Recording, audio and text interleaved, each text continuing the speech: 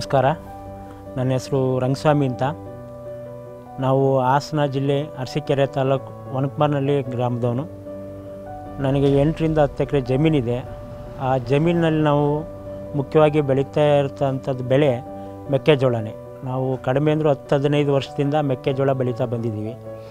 ನಾವು ಮೆಕ್ಕೆಜೋಳ ಬೆಳಿಬೇಕಾದ್ರೆ ಯಾವುದೇ ತೊಂದರೆ ಸಹ ಇರಲಿಲ್ಲ.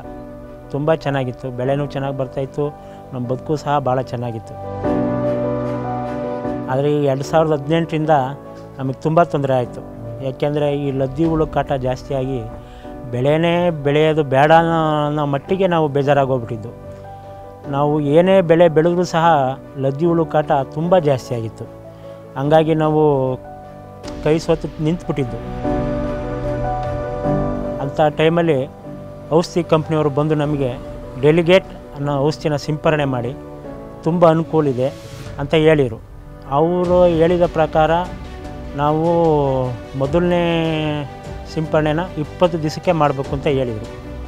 ಆಯಿತು ಅಂತ ಅವ್ರ ಮಾತನ್ನು ಕೇಳಿ ನಾವು 1 ಎಕರೆಗೆ 100 ml ಡೆಲಿಗೇಟನ್ನು ಸಿಂಪರಣೆ ಮಾಡಿದ್ದು. ನಾವು ಸಿಂಪರಣೆ ಮಾಡಿ ಆದಮೇಲೆ ನಾವು ನೋಡಿದ 2-3 ದಿವಸದಲ್ಲಿ ಲದ್ದಿ ಹುಳ ಏನು ನಮಗೇನು ಕಾಣಲೇ ಇಲ್ಲ. ಎಲೆನೂ ಸಹ ತುಂಬ ಹಸಿರಿತ್ತು, ಗೆಡ್ಡೆನೂ ತುಂಬ ಗಟ್ಟಿಯಾಗಿತ್ತು. ನಮಗೆ ಭಾಳ ಖುಷಿ ಆಯಿತು. ತುಂಬ ಖುಷಿಯಾದಾಗ ಮತ್ತೆ 8 ದಿವಸ ಬಿಟ್ಟು ಅದೇ ಕಂಪ್ನಿಯವ್ರು ನಮ್ಮ ಹತ್ರ ಬಂದು ಮತ್ತೆ 40 ದಿವಸಕ್ಕೆ ನೀವು ಮತ್ತೊಂದು ಸಿಂಪರಣೆ ಮಾಡಿ ಅಂತ ನಮಗೆ ಮಾಹಿತಿಯನ್ನು ಕೊಟ್ಟರು. ಆಯಿತು ಅಂತ ನಾವು ಅವ್ರ ಮಾತನ್ನು ಕೇಳಿ 40 ದಿವಸಕ್ಕೆ ನಾವು ಮತ್ತೊಂದು ಸಿಂಪರಣೆ ಮಾಡಿದ್ವು.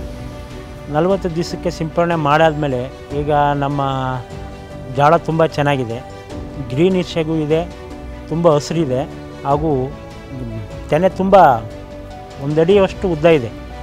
ಕಾಳನ್ನು ಸಹ ತುಂಬ ಚೆನ್ನಾಗಿ ಕಟ್ಟಿದೆ. ಹಂಗಾಗಿ ನಮಗೆ ಬಹಳ ಖುಷಿ ಆಯಿತು.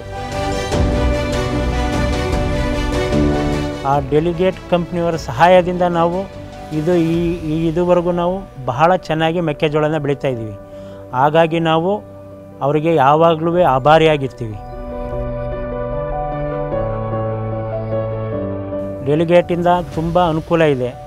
ಬೇರೆ ರೈತರು ಸಹ ಉಪಯೋಗಿಸಿ ಅದರ ಉಪಯೋಗನ ಪಡ್ಕೋಬೇಕು ಅಂತ ನಾನು ಮನವಿ ಮಾಡ್ತೀನಿ. ಇದರಿಂದಾಗಿ ಬದಲಿಸಿದೆ ಗೆಲುವಿನ ಪರಿಭಾಷೆ.